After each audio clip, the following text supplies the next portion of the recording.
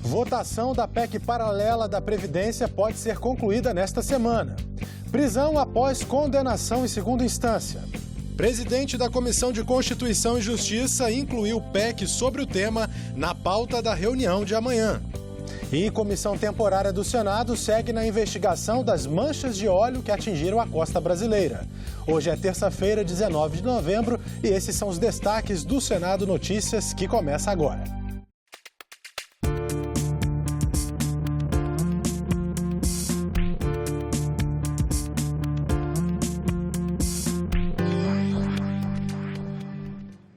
Olá, bom dia para você.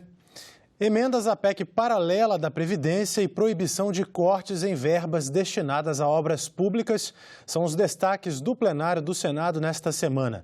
Mais detalhes com a repórter Érica Christian. A oposição quer incluir na PEC paralela alguns pontos que não conseguiram na reforma da Previdência. Entre eles, a aposentadoria integral nos casos de invalidez. Mas a base aliada está mobilizada para rejeitar as 4 mudanças, aprovar a proposta em segundo turno ainda nesta semana e encaminhá-la para a Câmara dos Deputados. E os senadores poderão votar o detalhamento de todos os gastos feitos pelos governos com obras e serviços e sua publicação em um site específico e a proibição do corte de verbas destinadas a obras públicas. E o plenário pode apreciar ainda a Semana Nacional do Uso Consciente da Água e a criação de uma carteira profissional de radialista com validade em todo o país. Ainda na pauta, 2 mudanças na Constituição. Uma trata da perda da nacionalidade brasileira e a outra da sanção tácita de leis.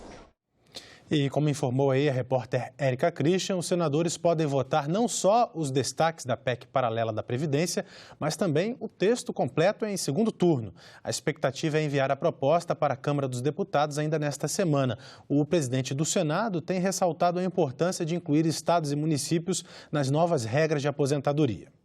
Quando o Senado definiu constituir uma PEC paralela para a inclusão de estados e municípios, é porque o Senado Federal, como Casa da Federação, tem a consciência das suas obrigações com todos os municípios brasileiros e os estados. A gente precisava fazer um ajuste nas contas da União, mas fazer também nas contas dos estados e dos municípios.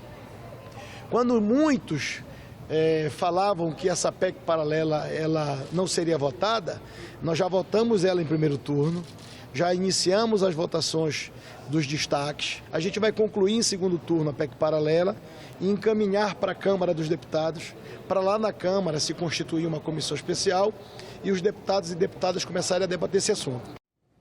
Davi Alcolumbre também afirmou que, logo depois que for concluída a PEC paralela da Previdência, uma das prioridades vai ser a reforma tributária, de preferência em um trabalho conjunto do Senado e da Câmara. A gente tem que construir, o que a gente está buscando construir entre Câmara e Senado, essa comissão especial da reforma tributária. É importante que a gente possa ter a participação do governo e é importante que o Senado e a Câmara possam se mobilizar em torno dessa proposta de uma comissão mista, para a gente fazer com que a proposta que saia dessa comissão seja uma proposta de consenso da Câmara e do Senado. Já falei várias vezes que a gente não pode ter 3 propostas de reforma tributária, a gente precisa ter uma. Quem tem 3 não tem nenhuma. Então, o presidente Rodrigo está sensível, os líderes da Câmara estão. No Senado, eu já conversei com vários senadores para a gente formar essa comissão mista, especial também, com 90 ou 120 dias de duração, para unificar os textos da Câmara e do Senado, ver o que é que tem conciliação e o que é que tem voto, e trazer o governo para dentro do debate e apresentar, se tudo der certo, no primeiro semestre do ano que vem, uma reforma que seja votada na Câmara e no Senado e seja aprovada num prazo mais rápido possível. Já está na pauta da próxima reunião da Comissão de Constituição e Justiça, que ocorre amanhã, a proposta de emenda à Constituição que pretende possibilitar a prisão após condenação em segunda instância. A presidente da Comissão de Constituição e Justiça, Simone Tebet, declarou que vai incluir na pauta da CCJ projetos de lei sobre o tema que mudam o Código de Processo Penal. A parlamentar também já tinha dito que vai colocar em discussão a PEC de autoria do senador Oriovisto Guimarães, que determina a prisão após a segunda condenação. Tebet explicou que o presidente do Senado assumiu o compromisso em relação à condução da matéria. Mas o mais importante é que avançamos no sentido de ter o compromisso do presidente do Senado, que aprovado o texto na CCJ, seja ele qual for, ele estará colocando para pautar no plenário. E mais ainda, que ele está disposto a nos ajudar a construir o texto possível que possa ser aprovado no plenário, seja através de uma emenda constitucional, que requer 49 votos, seja através da alteração do CPP, que requer apenas maioria simples. O presidente do Senado, Davi Alcolumbre, disse que vai conversar com líderes partidários sobre a possibilidade de convocação de uma nova Assembleia Nacional Constituinte. Eu acho que há muitos anos, eu estou aqui há 19 anos no parlamento, há muitos anos, volta e meia, o debate da Constituinte vem à tona no Congresso Nacional. Então, se há novamente esse impasse, se há novamente essas observações e esses conflitos, novamente eu quero trazer o debate da nova Constituinte para esse momento importante da história nacional.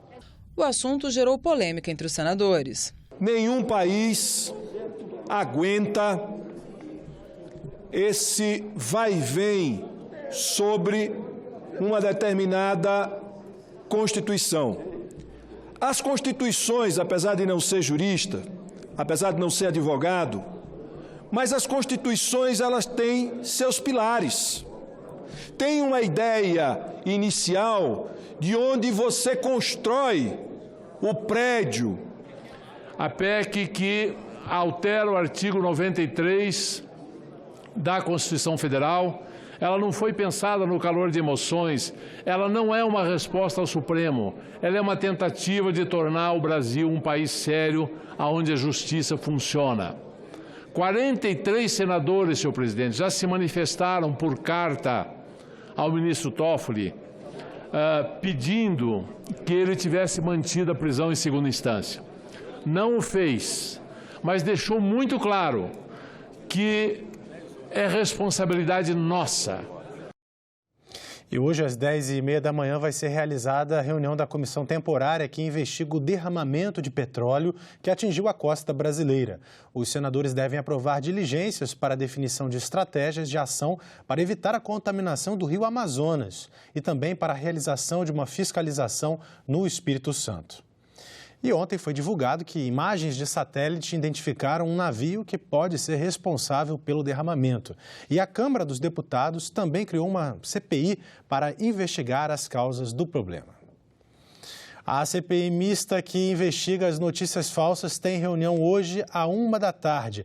Vai ser realizada audiência pública com especialistas em internet. A deputada Joyce Hasselmann, do PSL de São Paulo, vai ser ouvida amanhã também à 13h. A deputada Joyce Hasselmann foi convidada para explicar declarações feitas por ela sobre milícias digitais. Em sua conta no Twitter, a deputada afirmou que todo mundo sabe das milícias virtuais do Bolsonaro. Em outra ocasião, respondendo a um comentário do filho do presidente, o também deputado Eduardo Bolsonaro, Joyce escreveu: "Não se esqueçam que eu sei o que vocês fizeram no verão passado." O autor do convite a Joyce, senador Rogério Carvalho, disse que ela pode contribuir com as investigações, porque demonstra conhecer a origem das mensagens que vem recebendo. A CPI das fake news foi criada para investigar ataques cibernéticos que atentam contra a democracia e o debate público, entre outros temas. O encerramento dos trabalhos da comissão está previsto para o dia 13 de abril de 2020. A Comissão de Infraestrutura vai debater hoje o projeto que muda as regras dos leilões do pré-sal. Foram convidados especialistas e autoridades do setor de petróleo. Os próximos leilões do pré-sal podem acontecer com regras diferentes das atuais. O projeto que a Comissão de Infraestrutura debate nesta terça-feira acaba, por exemplo, com a preferência da Petrobras nos leilões. A justificativa é que hoje os ganhos do petróleo não são reinvestidos no país, mas são revertidos para os acionistas da empresa, metade pessoas físicas e um terço estrangeiros. A outra mudança é na forma jurídica de exploração do pré-sal. Segundo o próprio presidente da Petrobras, Roberto Castelo Branco, o modelo atual não leva à eficiência. Hoje, para o pré-sal, o Brasil adota o regime de partilha. O petróleo pertence sempre à União. Ela faz licitação para contratar empresas que vão explorar determinadas áreas e pagam à União um percentual correspondente ao petróleo extraído. Pelo regime de concessão, a União leiloa áreas e a empresa vencedora passa a ser dona do petróleo produzido, mas assume os riscos da exploração e precisa pagar à União royalties, tributos e outras participações. O projeto permite que o Conselho Nacional de Política Energética e a Agência Nacional do Petróleo decidam qual a melhor forma a ser adotada em cada caso. Essa mudança tem o apoio de executivos da Petrobras, mas não dos petroleiros, que chegaram a se mobilizar para garantir a parcela dos lucros para o país. No último leilão do pré-sal, dia 6 deste mês, só houve lances da Petrobras e de 2 empresas chinesas. Outras produtoras alegaram que não participaram pelos altos bônus de assinatura e pela necessidade de reembolsos complexos para a Petrobras, por ela já ter investido na área. E agora vamos conferir o que está previsto para outras comissões do Senado na manhã desta terça-feira. Vamos acompanhar aqui no telão. Às 9 horas da manhã, a audiência pública na Comissão de Direitos Humanos para debater Previdência e Trabalho com foco na Justiça do Trabalho. Às 10 horas da manhã, a audiência pública vai ser na Comissão de Assuntos Econômicos. Os senadores vão debater com o presidente do Banco Central, Roberto Campos Neto, as diretrizes, implementação e perspectivas da política monetária. Às 11 horas da manhã, reunião na Comissão de Educação, Cultura e Esporte. Um dos itens na pauta é o projeto que estende aos professores o benefício da meia entrada em espetáculos artístico-culturais e esportivos. E às 11h30, na Comissão de Transparência, Governança, Fiscalização e Controle e Defesa do Consumidor, está na pauta o projeto que torna a cláusula abusiva aquela que obrigue o pagamento de fatura de compra de produtos exclusivamente lá no estabelecimento do fornecedor. E ontem, a 2 dias do 20 de novembro, Dia da Consciência Negra, a Comissão de Direitos Humanos debateu em audiência pública a abolição da escravatura e as ações afirmativas, com o questionamento: 20 de novembro para quê? Essa data, que é de celebração e também de luta, como surgiu mesmo? Para resgatar esse enredo de referência à morte do Zumbi, líder do Quilombo dos Palmares, foi instituído o 20 de novembro, em 1971, que teve como um dos idealizadores Oliveira Silveira, poeta, professor, pesquisador e ativista do movimento negro. O dia foi incluído no calendário nacional em 2003. No entanto, só foi oficializado em 2011, pela Lei número 12.519. A escravidão oficial acabou em 13 de maio de 1888. Uma escravidão paralela se perpetuou e ainda hoje causa estragos, violência, exclusão, discriminação, preconceito. A taxa de homicídio por 100 mil negros foi de 43,1, ao passo que a taxa de não negros foi de 16. Revelam que existe uma direção na atuação e na atuação do Estado e do número de vítimas que está marcado pela cor. E confirmam as análises sobre a racialização das mortes violentas no país. O João Vargas vai trazer um artigo de 2010 para dizer, mesmo no governo do presidente Lula, a gente teve acesso, teve entrada, teve acesso a alguns mecanismos, mas o número de mortes não diminuiu. Não diminuiu. Então, é política de Estado, não importa o governo. Mesmo no governo que dialoga, o Estado mantém essa política de invadir as favelas e matar carne preta. 257 tiros na família de Evaldo, se fosse uma família branca, como seria? Eu não consigo ter o poder de imaginação, de imaginar uma família branca ser alvejada daquele jeito e a sociedade ficar quieta. Não consigo. Ainda hoje, terreiros das religiões de matriz africana são perseguidos. Se a mulher vai parir, é lá que vai primeiro. Se está doente, não faz papel de médico não, viu? Mas é lá que vai primeiro, porque lá tem uma erva, porque lá tem uma folha, porque lá tem uma reza. E é ali o primeiro socorro. Assistência social começa dentro do terreiro. Isso é uma vergonha, porque querem tirar as nossas tradições do meio da sociedade. O Senado, Casa de Leis, vem procurando fazer seu dever de casa. Edson Lopes Cardoso, então servidor da CEPIR, ministrou diversas oficinas aqui sobre o enfrentamento do racismo no Senado Federal. Uma é a instituição de cotas no concurso público do Senado Federal, por meio do ato da Comissão Diretora número 7 de 2014. Não é mimimi, é racismo. Ele trava o desenvolvimento do país. É preciso enfrentá-lo. Ele está presente agora nas violências físicas e simbólicas que marcam indelevelmente os corpos negros. Há um apartheid social que, sim, produz adoecimento psíquico. A Comissão de Educação decidiu ontem retirar de pauta o projeto que transferia para estados e municípios a cota federal do salário educação. Mas o presidente da comissão, o senador Isalci Lucas, optou por manter a audiência e ouvir os convidados. O salário educação é uma contribuição social destinada ao financiamento de programas e ações voltadas para o ensino público básico. 10% da arrecadação líquida é repassada ao Fundo Nacional de Desenvolvimento da Educação e os outros 90% são divididos em cotas de 1/3 para a União e 2/3 para estados e municípios. O projeto em debate na Comissão de Educação pretendia mudar essa distribuição e destinar a cota da União para estados e municípios. Tendo em vista o prazo, que eu acho exíguo para aprovar, e a contrariedade do próprio Ministério da Educação, não sou eu aqui que vou querer mudar um negócio que o próprio MEC é contrário. Então, com certeza, amanhã mesmo mando retirar da pauta, a gente não vota esse projeto amanhã. Tem uma carta que eu recebi longa. Todas vão na linha, e eles podem aqui me dizer se é o contrário, da não aprovação do projeto. Se é não aprovação do projeto, eu acho até que nós podíamos ganhar tempo, presidente, porque se todos os documentos que eu recebo, e olha como eu observe na votação do último dia, estão dizendo que eles não querem aprovação, e Vossa Excelência informa que já tem uma PEC que aponta no outro sentido, eu, por mim, até suspenderia essa audiência pública, porque ela não tem razão de ser.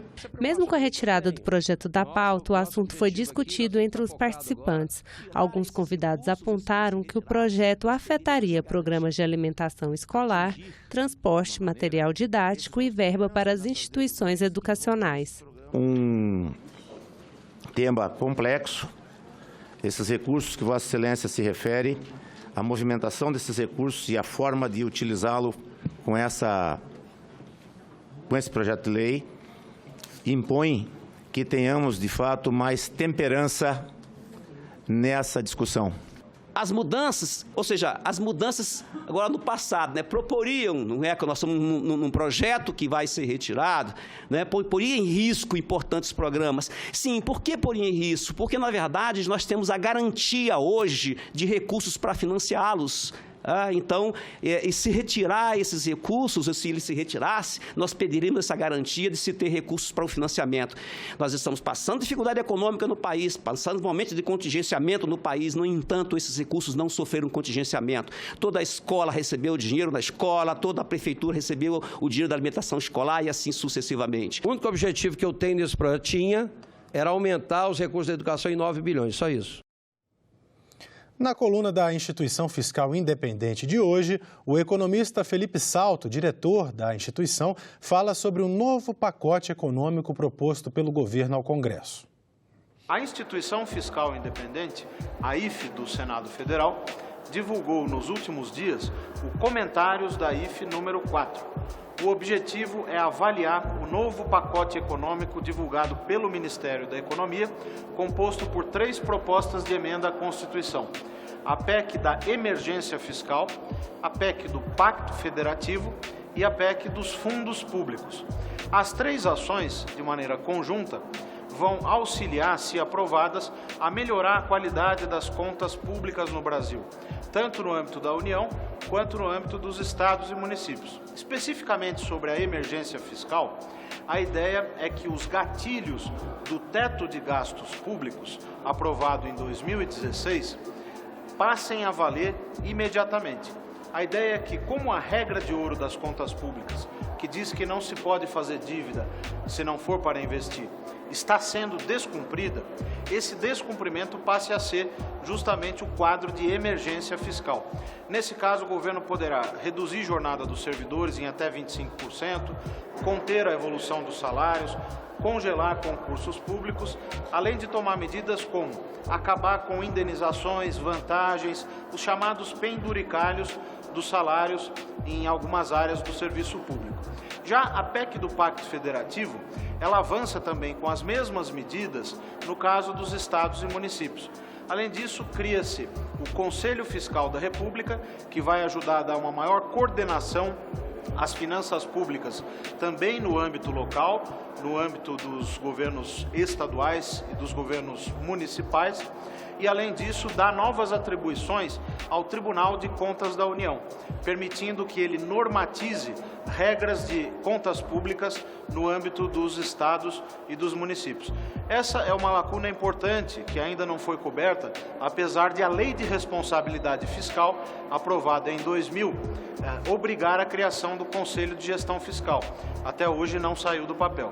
Finalmente, a PEC dos fundos públicos trata de reduzir as vinculações, retirar os carimbos que hoje existem nas receitas vinculadas à arrecadação de multas, taxas e impostos que têm um destino específico. Ao reduzir as vinculações, aumenta-se a flexibilidade orçamentária, melhorando também, possivelmente, a qualidade das políticas públicas e da gestão fiscal.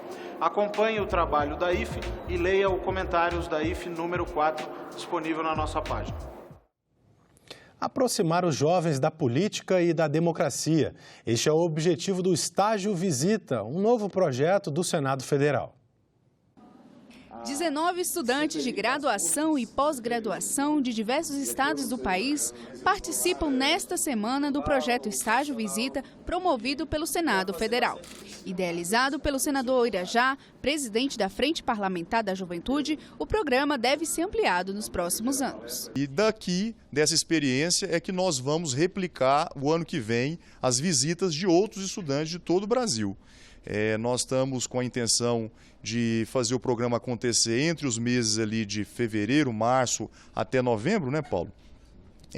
Tirando ali o período de recesso, que praticamente não tem nenhum funcionamento no Senado, como também no mês de julho, que é um mês mais tranquilo, mas a ideia é que a gente fique durante quase 10 meses ali recepcionando alunos de todo o país por sugestões dos senadores dos seus estados. Nenhuma forma melhor de conhecer a democracia, de conhecer o Estado de Direito, de conhecer o pilar mais importante da democracia, que é o parlamento, do que estar aqui dentro e perceber de forma clara como são feitas as políticas públicas, como são discutidas as leis, e assim se fortalece a democracia. Acredito que o conhecimento em relação ao processo legislativo é fundamental para a população conhecer a importância do Congresso como pilar mais importante da democracia. Apesar de jovens, alguns participantes já pensam em fazer política. Além de aprender mais sobre a atividade legislativa, para eles o projeto é uma oportunidade para compartilhar conhecimento. Gostaria de aprender mais sobre política, como é que funciona o processo do Senado, né? Como é ser efetivamente um senador, porque eu gosto muito desse ramo da política, acredito que nós jovens temos um grande potencial, né? Então, tendo essa iniciativa do Senado de fazer o estágio de visita, nós podemos efetivamente participar da política e poder fazer diferença nas nossas regiões. E nós ficamos por aqui. Você pode rever as reportagens desta edição na nossa página na internet, senado.leg.br/TV. Muito obrigado pela sua companhia e continue sintonizado aqui na TV Senado.